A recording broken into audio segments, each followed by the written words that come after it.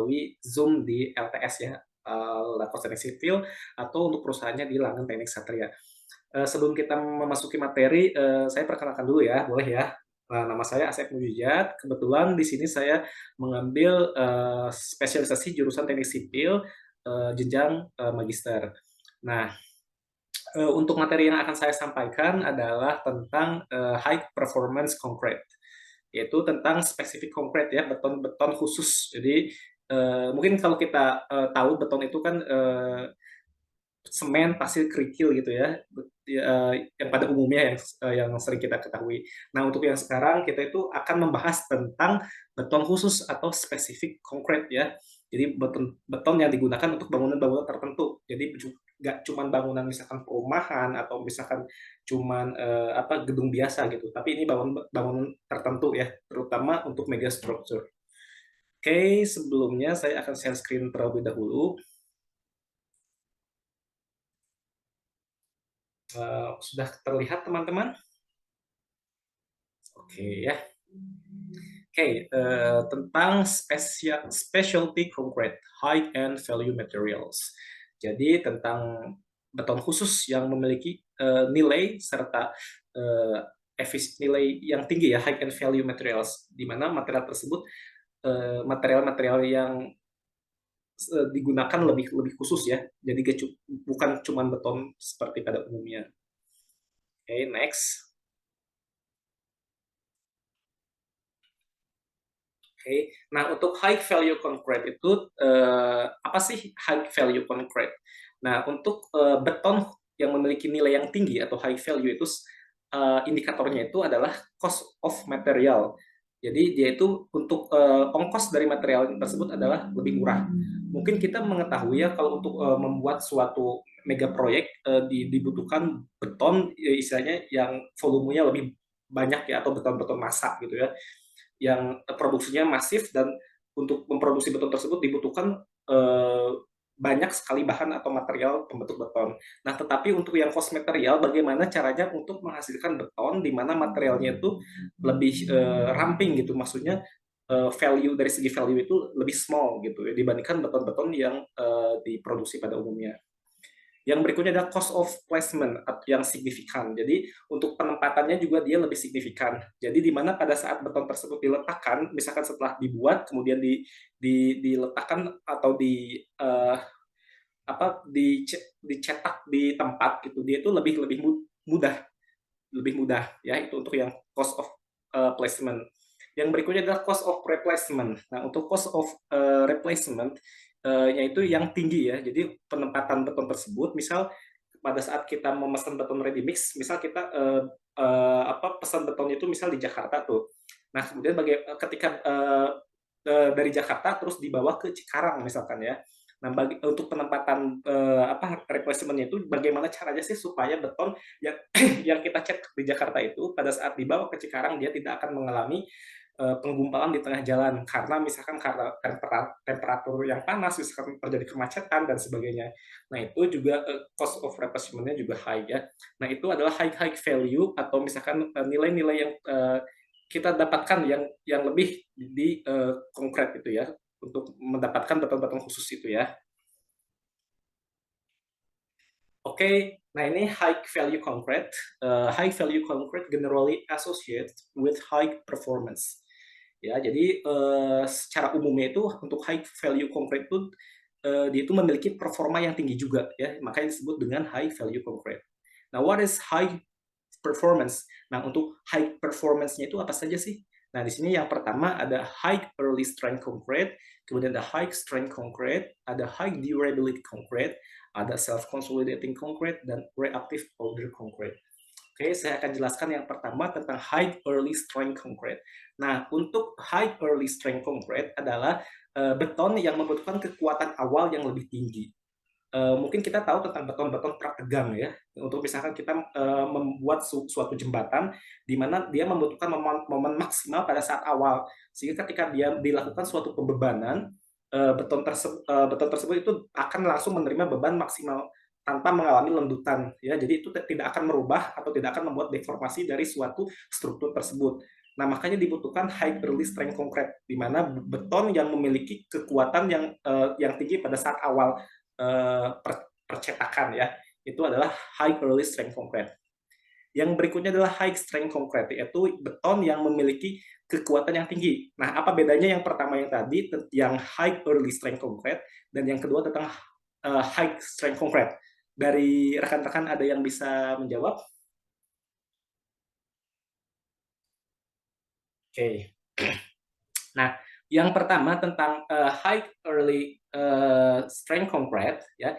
Untuk high early strength concrete itu perkerasan itu di awal ya, dia itu membutuhkan perkerasan yang lebih tinggi di awal. Nah, sedangkan high strength concrete itu adalah kekuatan yang meliputi dari awal sampai akhir, dia itu kekuatan itu batu itu tetap kuat dari awal sampai akhir, yaitu tentang high strength concrete. Jadi kekuatannya itu dari awal sampai akhir dia tinggi. Tapi kalau yang pertama high early strength concrete itu adalah beton yang membutuhkan kekuatan yang tinggi di awal. Itu seperti contohnya seperti di konsep prategang gitu ya.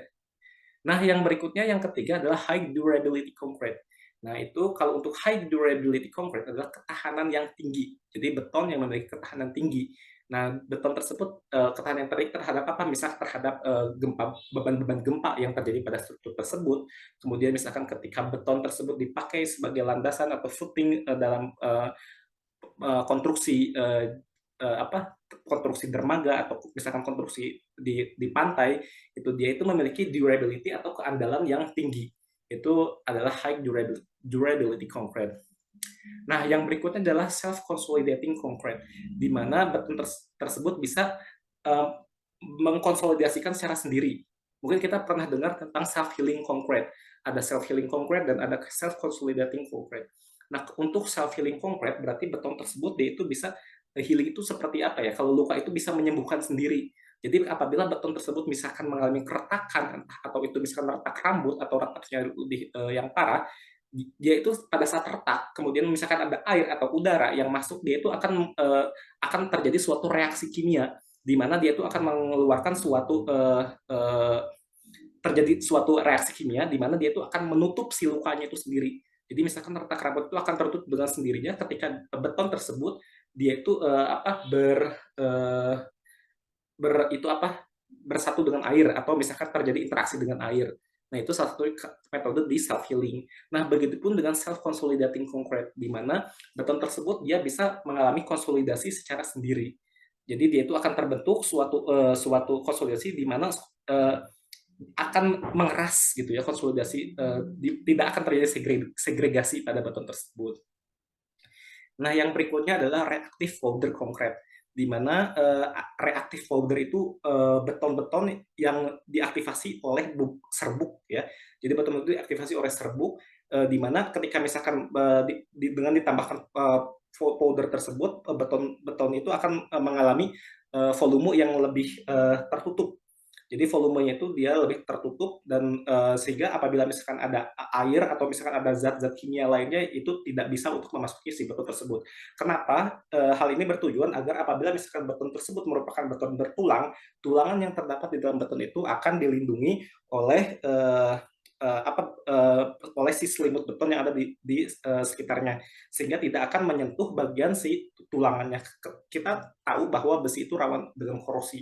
Nah, untuk mensiasati itu maka dibuatlah beton yang menggunakan reactive powder concrete. Oke, next.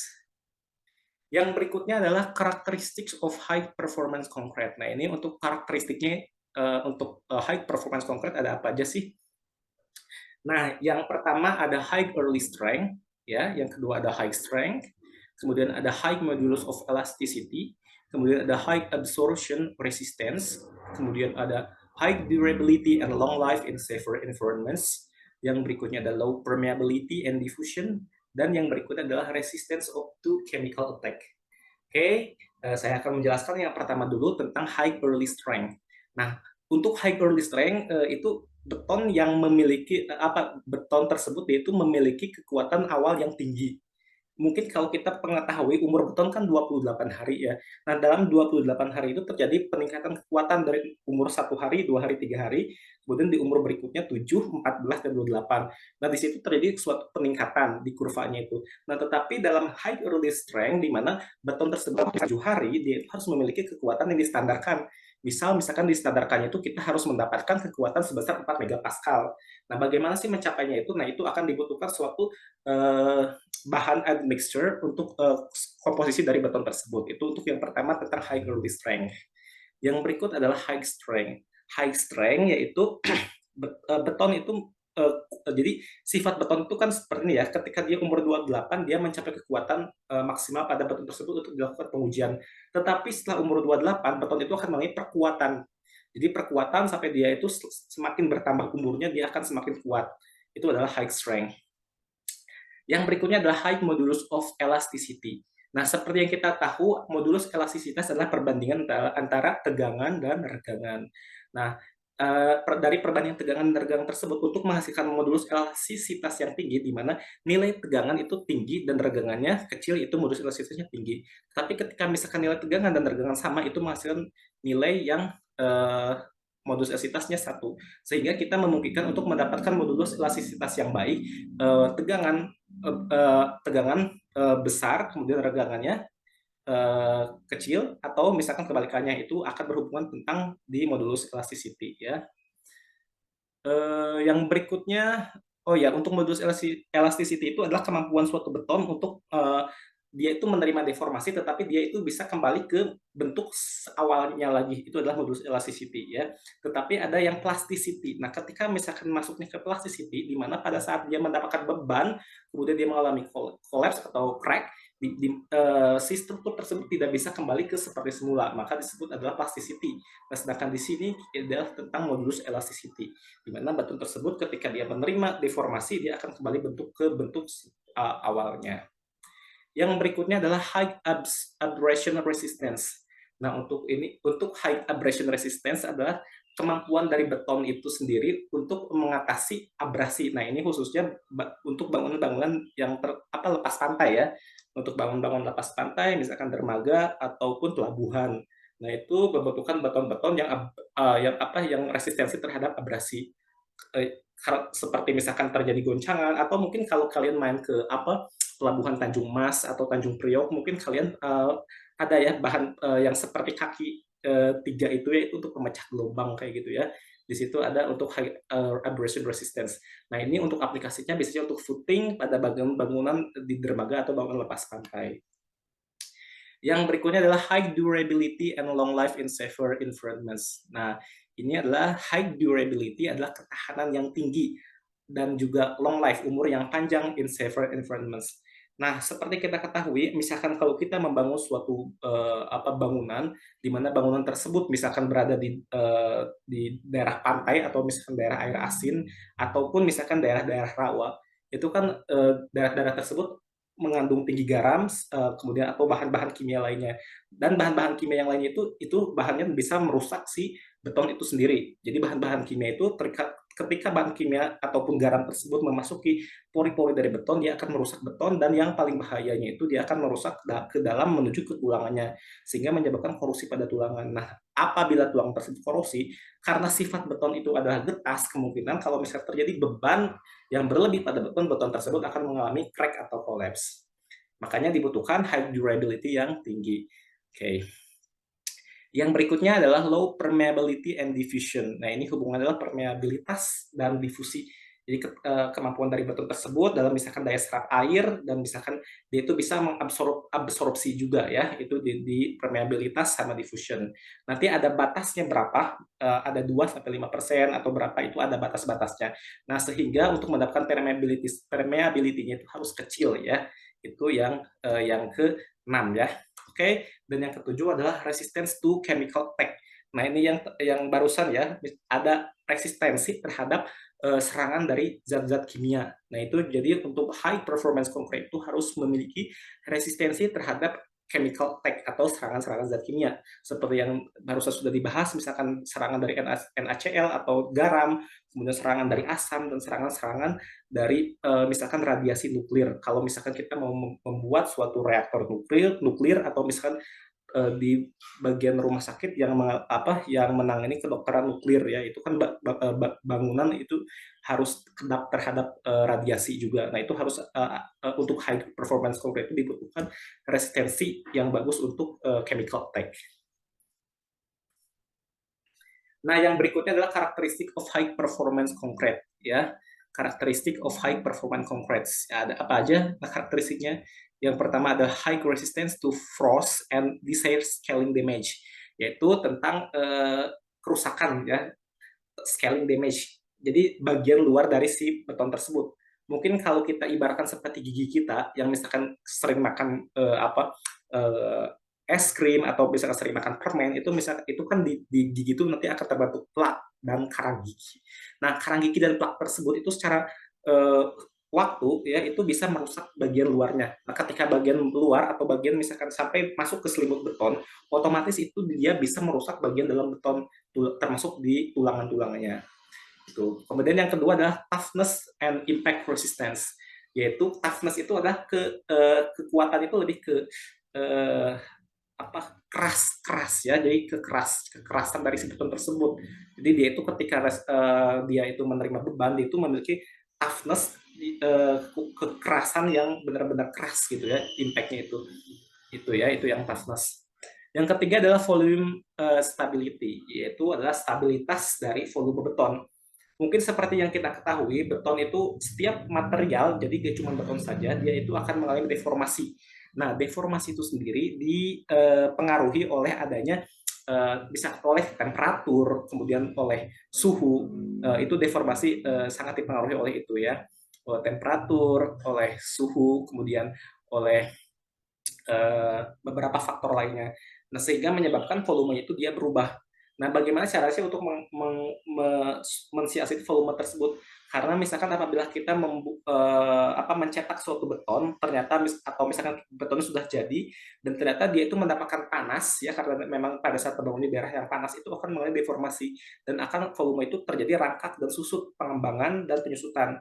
Nah, pada saat dia mengalami rangkak dan susut tersebut, nah bagaimana sih untuk membuat si beton tersebut menjadi stabilitas? Maka dibutuhkanlah suatu bahan admixture atau bahan tambah supaya tetap untuk volume itu tetap dalam keadaan stabil. Oke, yang berikutnya adalah ease to of placement atau kemudahan dalam penempatannya gitu ya. Jadi itu untuk placement itu dia lebih mudah. Ya, contohnya itu bagaimana sih misalkan reologi dari beton tersebut ya. Jadi reologinya itu bagus apa enggak, misalkan itu adalah ease to placement. Yang berikutnya adalah compaction without segregation ya. Nah, ini ada hubungannya dengan reologi ya, compaction with segregation. Seperti kita ketahui, pada saat kita misalkan melakukan pengecoran, misalkan di plat atau misalkan kalau di bendungan kan ada mercu atau lantai apron. Nah, itu pada saat dia pengecoran, dia itu betonnya itu kalau misalkan tidak menggunakan concrete vibrator, dia itu akan mengalami namanya itu segregasi.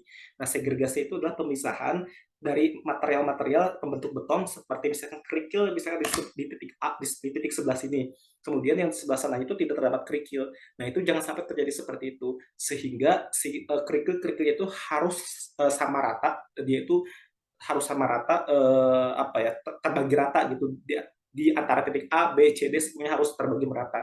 Jadi tidak mengalami segregation atau pemisahan ya. Nah, untuk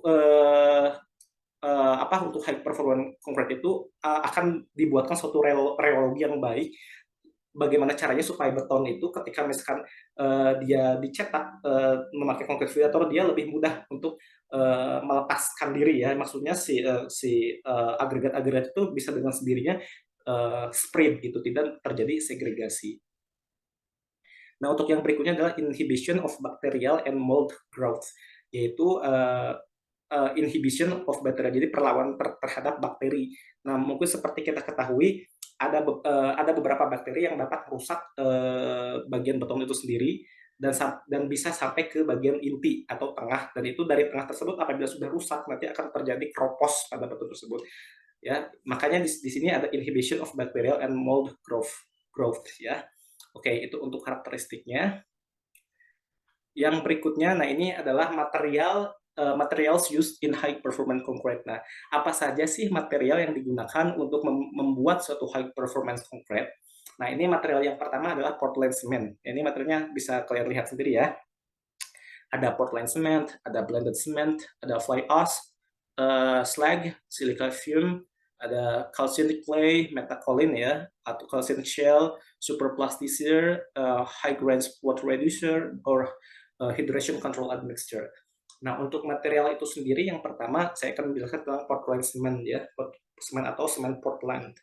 Nah, untuk semen Portland itu sendiri banyak ditemukan ya di kita misalkan di apa ada di material mungkin kalian bisa menemukan ya kayak semen Gresik, semen Padang atau semen Holcim itu jenisnya adalah semen Portland, PPC Portland cement. Ada yang 40 kilo dan ada yang 50 kilogram. Nah, untuk apa sih kontribusi dari semen Portland itu sendiri ya? Atau desired property-nya itu apa sih primary contribution-nya? Nah, itu adalah untuk durability atau cementing material. Jadi durability itu untuk sebagai ketahanan, keandalan dari suatu material untuk mencapai suatu kekerasan tertentu. Itu adalah Portland cement. Yang berikutnya adalah blended cement. Jadi semen blended adalah semen yang memakai bahan admixture atau bahan tambah. Di sini ada apa aja nih? Ada fly ash, slag. Fly ash itu adalah abu terbang dari pasca erupsi gunung vulkanik ya. Kemudian ada slag itu perak juga sama dihasilkan dari itu yang lebih keras yang biasanya sebagai bahan untuk agregat kasar itu untuk slag.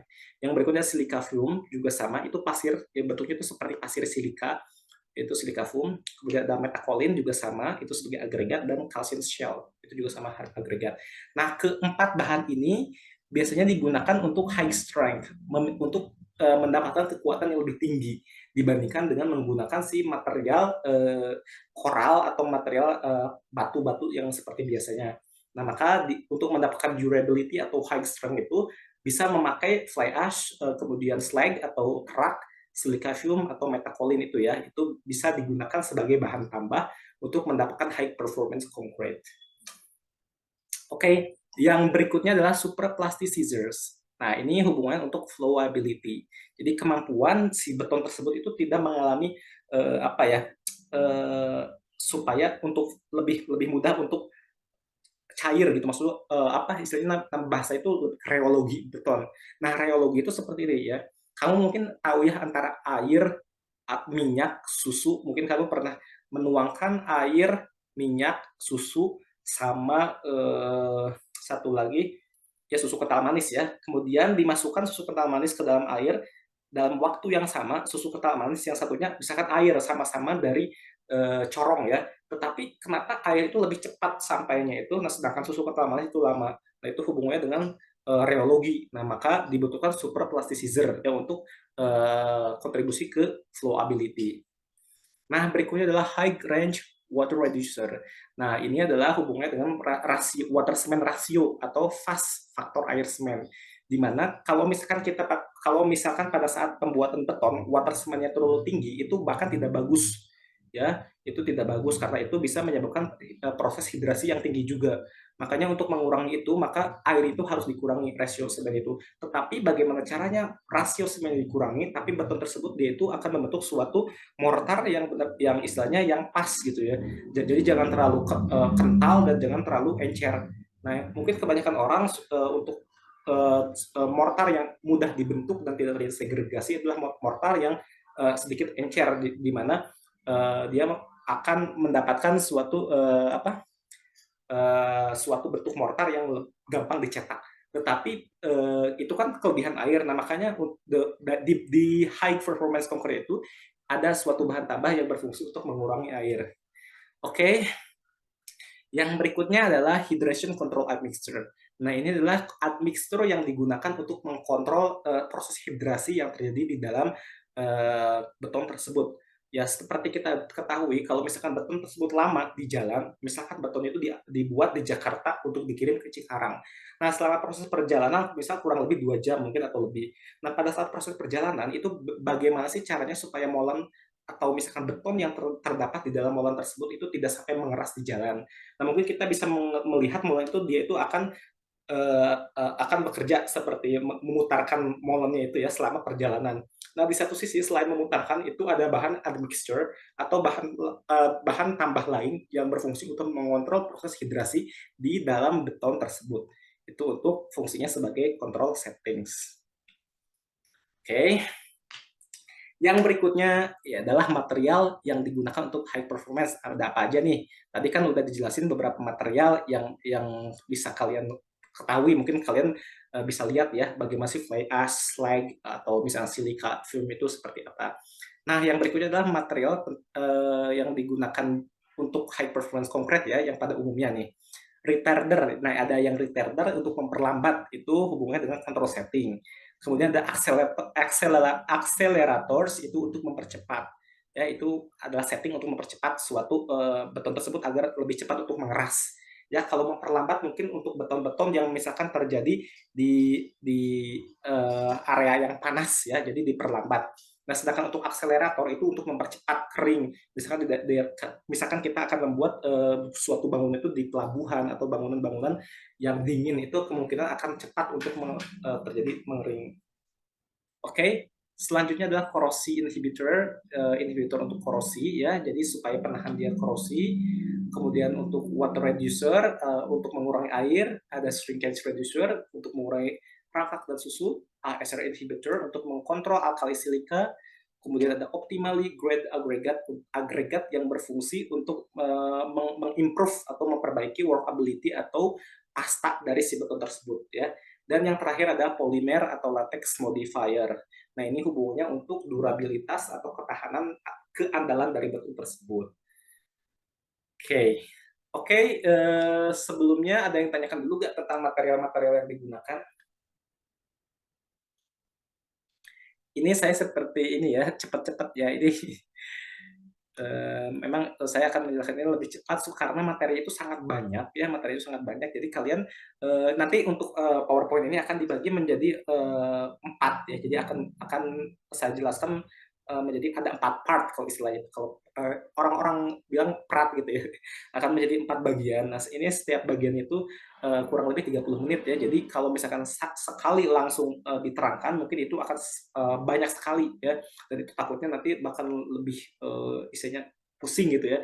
Nah, makanya saya akan menjadi 4 bagian. Dan bagian yang pertama itu adalah hubungannya tentang material itu sendiri ya. Nanti setelah bagian material, kemudian itu setelah itu akan masuk ke pengujian. Nah, di pengujian itu ya seperti ASTM, ASTO, apa sih nanti akan saya jelasin.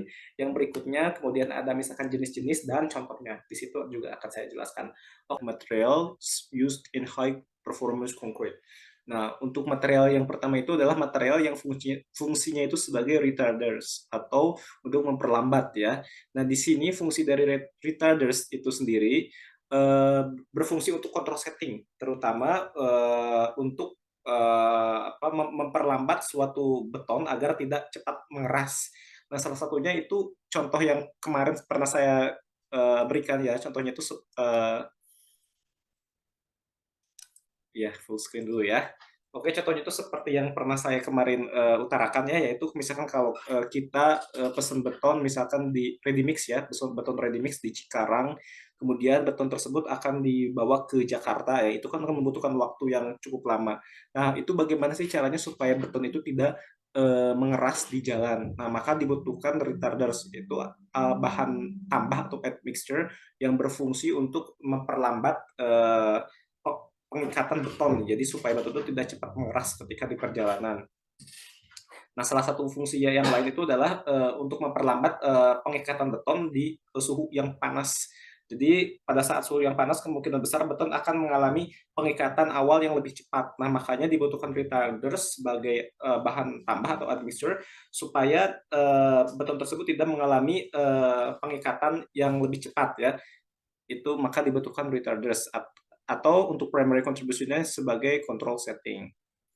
Yang berikutnya adalah accelerators. Nah, untuk accelerators itu adalah sebagai mempercepat ya. Kalau tadi retarders adalah untuk memperlambat, nah dan sekarang itu kebalikannya, yaitu accelerators untuk mempercepat ya. Jadi untuk mempercepat suatu pengikatan beton.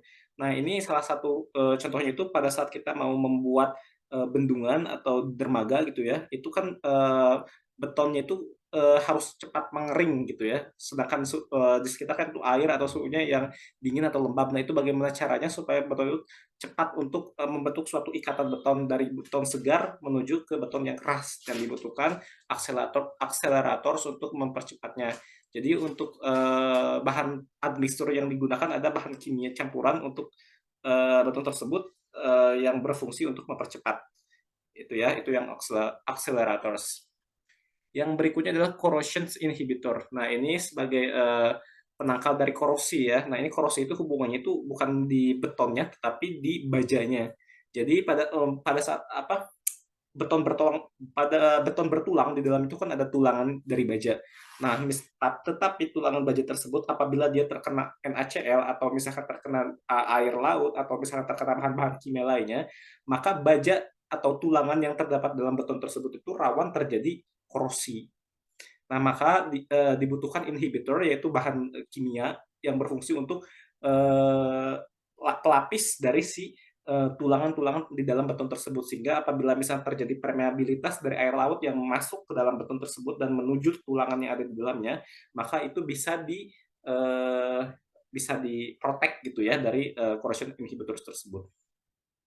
Nah, yang berikutnya adalah water reducers. Nah, fungsi dari water reducers itu untuk mengurangi jumlah air. Nah, mungkin kita pengen misalkan membuat beton, kita misalkan bikin beton ready mix di Cikarang.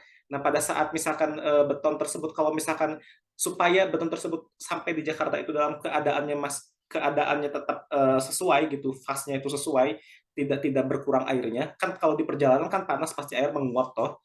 Nah, ini supaya tidak menguap, nah itu ada nama itu bahan tambah. Dia itu jadi komposisinya sama, tapi dia itu bisa mengurangi jumlah air yang banyak gitu ya. Jadi kalau misalkan airnya terlalu banyak kan otomatis pada saat pada beton tersebut akan mengurangi kuat tekannya. Nah, maka dibutuhkan water reducer tersebut. Nah, water reducer tersebut berfungsi untuk mengurangi jumlah air di dalam beton tersebut ya. Jadi supaya komposisi fast dan semennya itu dia sesuai, tetapi air itu bisa dikurangi melalui bahan kimia yang bentuknya liquid, tetapi dia itu berfungsi sebagai untuk membuat beton tersebut tetap lecak, namun dia airnya tidak sebanyak menggunakan air kayak gitu. Itu adalah water reducers. Yang berikutnya adalah shrinkage reducers, yaitu ya sebagai untuk mengurangi serakat dan susut itu ya pada beton supaya tidak terjadi shrinkage, penyusutan. Jadi beton tersebut tetap dalam keadaan volumenya juga misalkan, jadi apa maksudnya, baik itu suhunya panas atau suhunya dingin, untuk rakat dan susut itu tetap dalam keadaan stabil gitu ya. Itu untuk shrinkage reducers. Nah, yang berikutnya adalah ASR inhibitors atau alkali silika reaktor inhibitors. Jadi reaksi alkali silika yang terdapat pada beton tersebut ya. Jadi ketika misalkan ada zat alkali dan silika yang masuk ke dalam beton tersebut akan mengalami reaksi. Nah, ini ada bahan tambah atau admixture untuk mengurangi reaksi dari alkali silika tersebut. Jadi istilahnya untuk mengkontrol ya, untuk primary contribution-nya itu.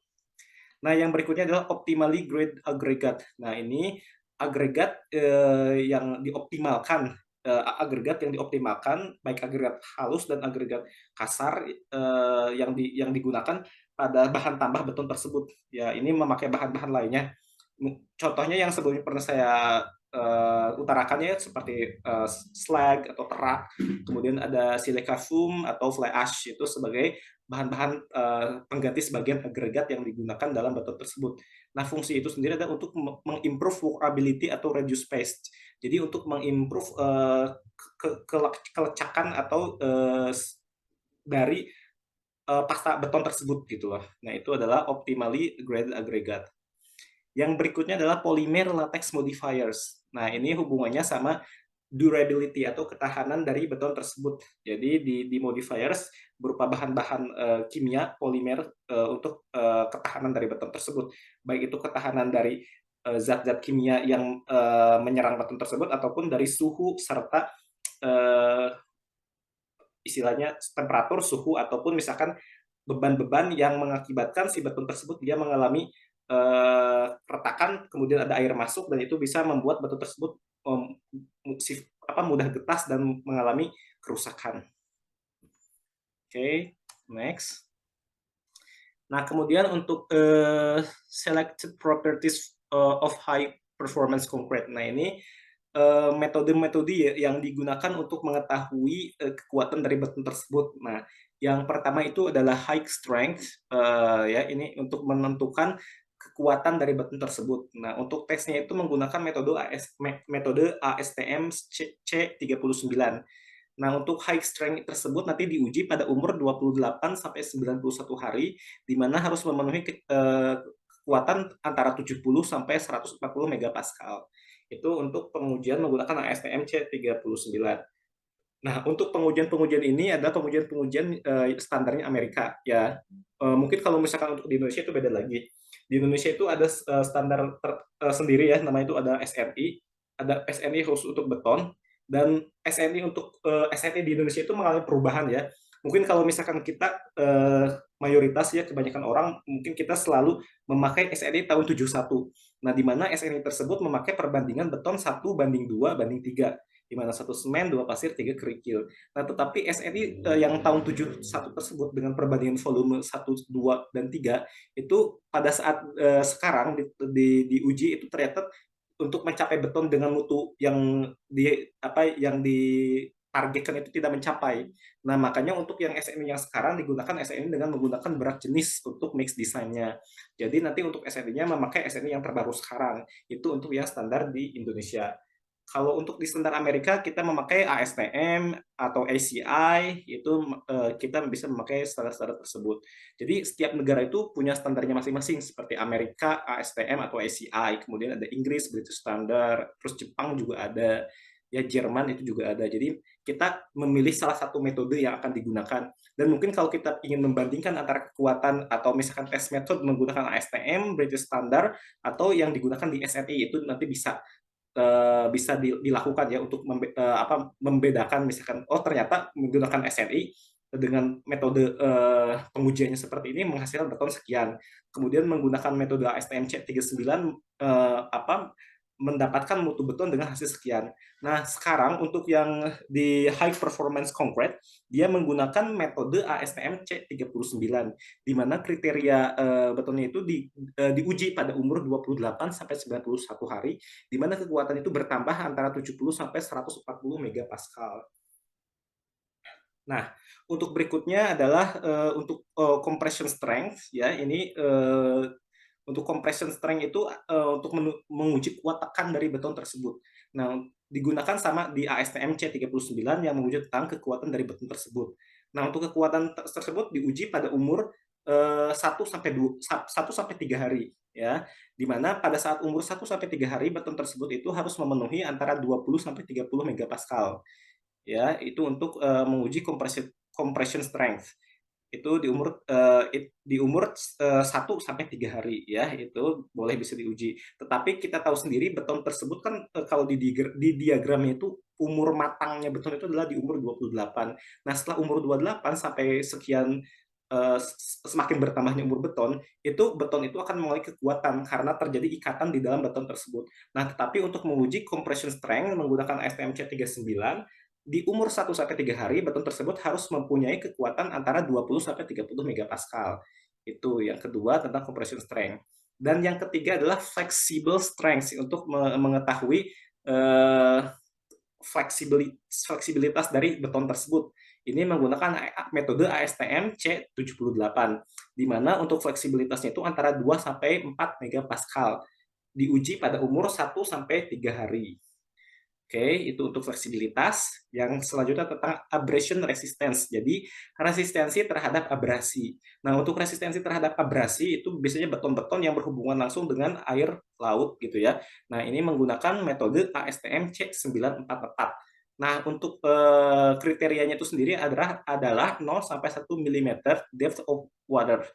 Jadi antara 0 sampai 1 mm ya, itu untuk pada saat tes abrasi ya. Yang berikutnya tentang low permeability. Jadi untuk permeabilitas dari beton yang rendah ya. Maka untuk mendapatkan low permeability kita mengujinya dengan metode ASTM C1202 ya. Metode 1202 itu untuk menguji low permeability, di mana untuk nilainya itu di antara 500 sampai 2000 coulombs.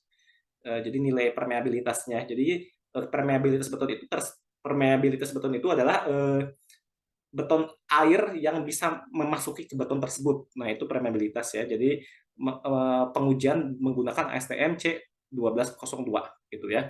Dan nilainya itu harus 500 sampai 2000 coulombs. Oke, yang berikutnya adalah chloride penetration.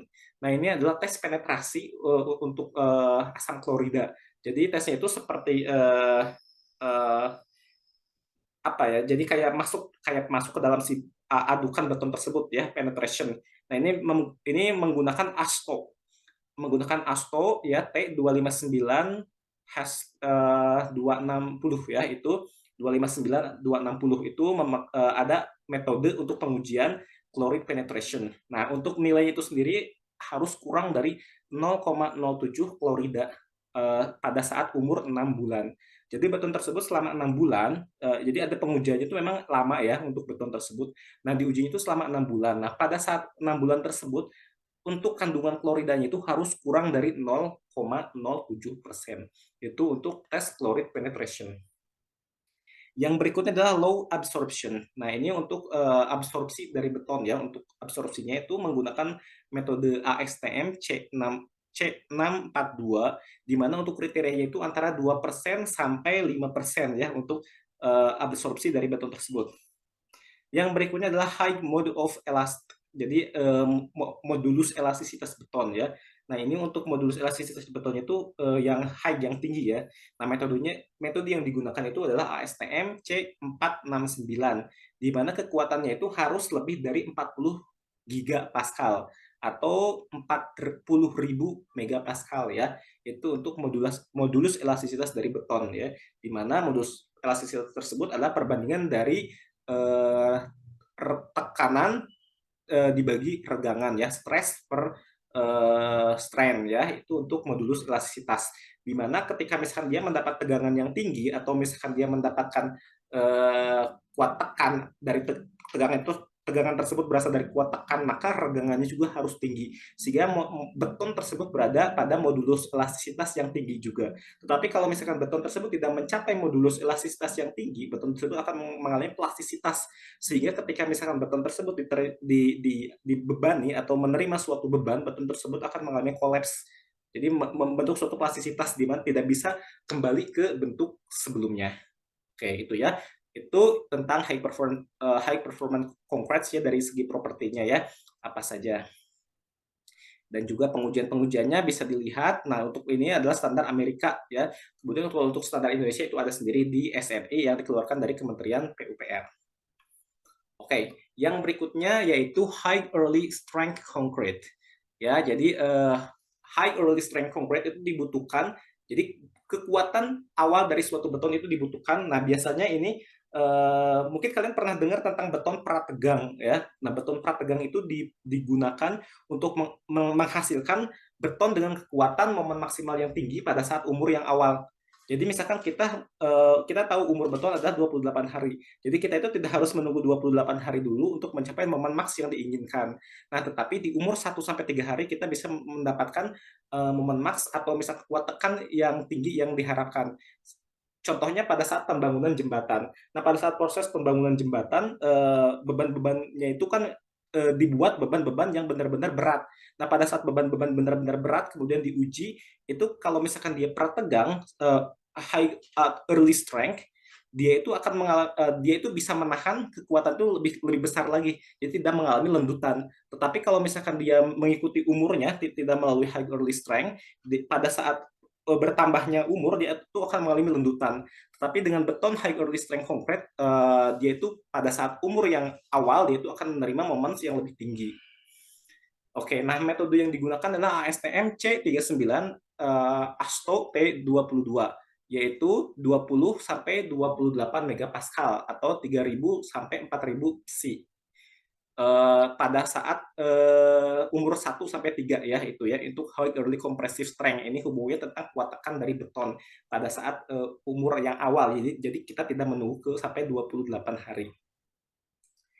Yang berikutnya tentang high early flexural strength ya. Nah ini flexural itu tentang fleksibilitas dari beton tersebut ya, di mana sebelumnya sudah saya bahas ya, di mana metode yang digunakan adalah ASTM C78 ASTO T97, di mana kekuatan dari high early flexural strength-nya itu antara 2 sampai 4 megapascal di umur 1 sampai 3 hari.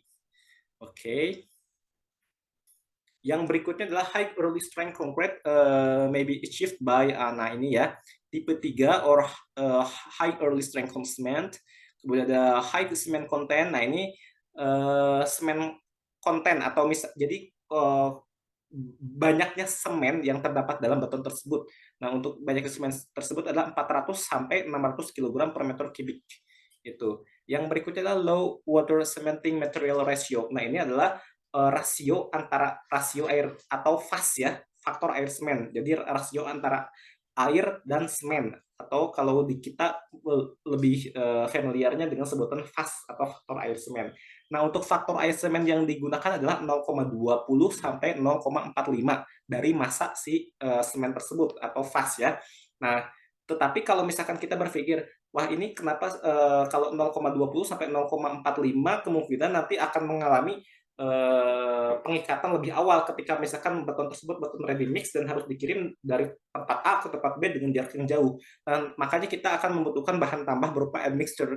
Jadi untuk komposisi fasnya itu tetap sama, tetapi pada saat kita tambahin admixture, beton tersebut masih dalam kelecakan yang sama, sehingga pada saat dicetak di kota A menuju ke kota B itu dalam ketika misalnya selama dalam perjalanan masih tetap dalam kondisi adonan yang sama gitu. Atau mungkin kita pernah dengar tentang initial setting time dan final setting time. Nah, ini hubungannya sama itu ya. Kemudian untuk higher freshly mixed concrete temperature, nah ini hubungannya dengan temperatur yang mempengaruhi dari beton tersebut. Ya kita tahu ketika misalkan beton tersebut di beton ready mix yang diambil dari kota A menuju kota B, nah selama perjalanan kan panas tuh. Nah selama panas tersebut, nah itu bagaimana beton tersebut tidak mengalami percepatan pengikatan beton sehingga menyebabkan proses hidrasi yang tinggi selama perjalanan. Nah itu membutuhkan bahan admixture atau bahan tambah untuk memperlambat beton tersebut ya. Itu di high freshly mixed concrete. Jadi beton segarnya itu tetap terjaga temperaturnya ya, dari kota yang sebelumnya, misalkan yang tadi sebelum pernah saya ceritakan yang di Cikarang, misalkan menuju ke Jakarta itu dalam kondisi temperatur yang sama. Oke, seperti itu. Nah, yang berikutnya adalah higher curing temperature. Nah, pada saat kita membuat suatu beton itu ada nama itu curing ya. Jadi di curing itu untuk pemeliharaan beton tersebut, di mana temperatur itu harus seimbang ya, jadi sesuai yang diharapkan. Atau mungkin kita pernah lihat ya pada saat pembuatan bangunan yang belum jadi ya, misalkan di kolomnya, di baloknya, biasanya tukang itu kan suka membasah-basahi itu, dikasih air, disemprot-semprotin, itu untuk menjaga temperatur beton tersebut. Jadi jangan sampai beton tersebut temperatur di dalamnya itu dia panas. Nah, apabila temperatur di dalam beton itu panas, itu akan menunjukkan proses hidrasi. Ya, proses hidrasi dalam beton tersebut bisa menyebabkan retak-retak rambut di dalam beton tersebut ya, sehingga itu menyebabkan kualitas dari beton tersebut itu menjadi jelek. Nah, makanya dibutuhkan curing berupa misalkan seperti penyemprotan atau misalkan pemberian air ya di bagian luar ya antara selimut beton tersebut itu merupakan higher curing temperature. Jadi untuk curing ya, untuk metode curing atau pemeliharaan dari beton tersebut, terutama untuk temperatur dari beton itu. Oke, yang berikutnya tentang ini ya, berikutnya tentang chemical admixture. Nah ini bahan tambah kimia ya. Jadi bahan tambah kimia untuk beton tersebut. Mungkin kalau kita sebagian orang mungkin misalkan melihat ada kolom, misalkan ini kolomnya ini retak-retak nih. Nah itu memakai bahan berupa epoksi. Contohnya itu yang paling umum ya yang kita gunakan itu bahan admixture atau bahan sebagai perekat beton. di mana apabila terjadi retak rambut atau retak yang space-nya lebih lebar, nah itu untuk suntikannya itu menggunakan epoxy. Itu fungsi dari chemical admixture. Yang berikutnya adalah silikavium. Nah, silikavium itu biasanya biasanya pasir-pasir silika yang berterbangan itu diambil. Nah, itu yang digunakan sebagai bahan tambah untuk agregat halus dari si beton tersebut. Yang berikutnya adalah steam or autoclave curing ya. Jadi berupa steam ya, pemeliharaan yang berupa steam itu ya. Jadi supaya temperatur dan kondisi kelembaban dari beton tersebut dia tetap terjaga. Kemudian yang berikutnya adalah insulating to retain heat of hydration. Nah, ini hubungannya supaya beton tersebut tidak mengalami panas dalam proses hidrasi. Yang tadi sudah saya sampaikan ya. Jadi beton tersebut walaupun kita kelihatannya beton tersebut jadi, tetapi di dalam beton tersebut itu masih terjadi ikatan sampai di umur 28 hari. Nah, ikatan tersebut dia itu semakin mengikat dan itu akan terjadi proses hidrasi yang kuat kalau misalkan tidak dilakukan curing atau proses pemeliharaan berupa kelembaban pada beton tersebut. Nah, itu karena terjadi proses hidrasi, jadi di dalam beton tersebut itu terjadi panas ya, kalau istilahnya panas ya, ikatan kimia yang membentuk ikatan kimia yang di dalam beton tersebut yang istilahnya membuat beton tersebut panas ya. Makanya kita harus memberikan curing ya, yang tadi saya sampaikan dengan menyemprot-nyemproti atau memberikan air pada beton tersebut supaya lembab gitu ya. Nah, yang berikutnya adalah special rapid hardening cement. Nah, ini adalah semen yang khusus ya untuk memperkeras beton dengan cepat ya. Jadi ada semen yang khusus untuk memperkeras beton tersebut itu lebih cepat. Nah, ini hubungannya misalkan kalau kita mau membuat bangunan yang misalkan bangunan yang berhubungan dengan air atau misalkan bangunan lepas pantai atau misalkan bendungan. Nah, itu maka dibutuhkan percepatan dalam proses pengerasan dari semen tersebut supaya semen tersebut tidak mengalami kalau misalkan terjadi misalkan air yang pasang dan sebagainya itu kan menyebabkan jadi basahnya itu seperti buyar gitu ya si adukannya itu maka dibutuhkan percepatan proses pengerasan pada beton tersebut. Nah, ini digunakan bahan tambah admixture ya untuk mendapatkan high purity strength concrete tersebut. Nah, yang berikutnya adalah high strength concrete. Nah, kalau tadi high early strength concrete itu yang digunakan pada saat awal. Nah, kalau sekarang itu adalah high strength, berarti kekuatan beton tersebut.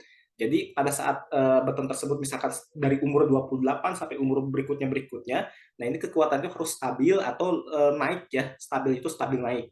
Nah, untuk high strength concrete 90% of ready mix concrete. Ya, ini biasanya 90% dari beton-beton ready mix ya, beton-beton yang dicetak di batching plant itu ya.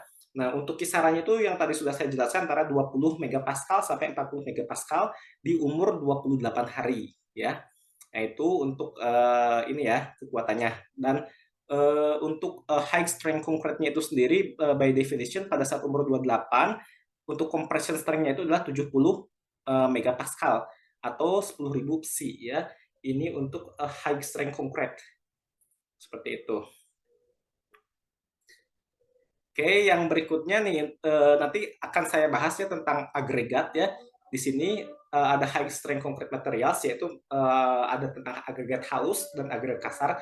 Nanti untuk video berikutnya nanti akan saya jelaskan tentang agregat halus serta agregat kasar dan bagaimana sih membedakan, misalkan untuk bagaimana mengkombinasikan serta bagaimana untuk penggantian atau substitusi dari agregat tersebut untuk mendapatkan beton yang memiliki performance yang tinggi atau high performance concrete. Oke, untuk pertemuan untuk di part bagian satu kali ini sampai saya cukupkan sampai ini dulu ya. Untuk berikutnya kita akan bertemu lagi di lain kesempatan dan masih tetap di channel yang sama di Loker Teknik Sipil. Kemudian bagi rekan-rekan yang belum like dan subscribe channel Teknik Sipil, monggo silakan share dan subscribe dan jangan lupa untuk follow IG di Loker_Teknik Sipil. Oke, terima kasih. Sekian yang bisa saya sampaikan. Akhirul kalam. Wassalamualaikum warahmatullahi wabarakatuh.